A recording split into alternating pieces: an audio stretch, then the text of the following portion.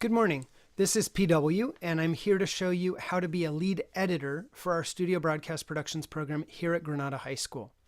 After you complete this training and have shadowed the lead editor a couple of times, you should be able to complete this job in 3 or 4 class periods. This is a long training broken into several smaller chunks, so please try to follow the pieces in order. When you're done though, you're welcome to skip around and review any smaller tasks that you need to. When working as lead editor, there are many things that can simplify your job. If the panel operator is doing a good job and cutting camera angles at the correct time, it will save you time.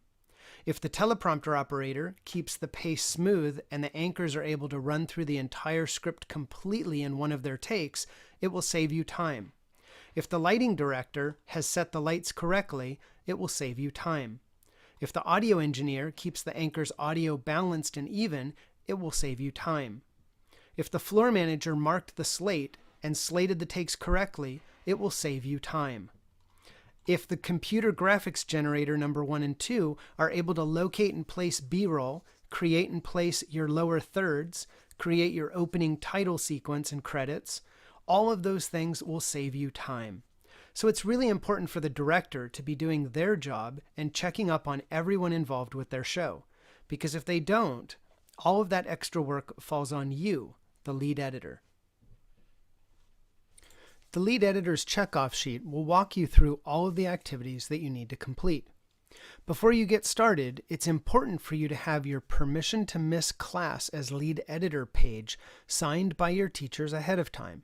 This is best to have completed by Friday, the week before, but at the very latest, it should be completed by Monday.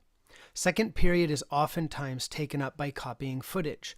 So if you can get the show filmed, receive the media, start copying it to the production computer, and then leave for second period, it's a good start of the day. Remember that you can't be released from any class that you don't have a B or higher in. So if you have a C, D, or F in any class, or if the teacher doesn't feel it's an appropriate time in the lessons for you to miss, we can't get you released. So the earlier you speak with your teachers about being a lead editor, the better you and the director can plan. You can work things out with your teacher, but many of them like you to go to class for the first 5 minutes or so to take any door quizzes, turn in any homework, and get the work for that day before you come back to studio to edit.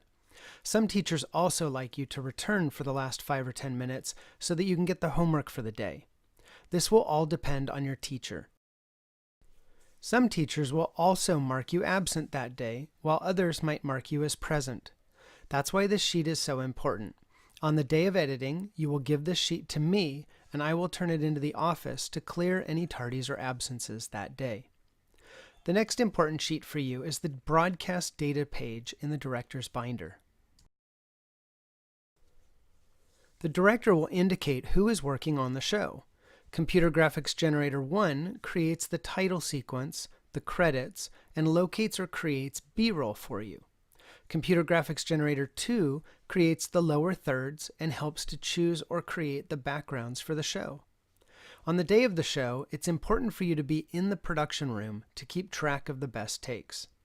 Knowing what segments and stories are going to be in the show can also help you plan. Some well-organized directors will also plan out the show on the Order of Segments Stories section.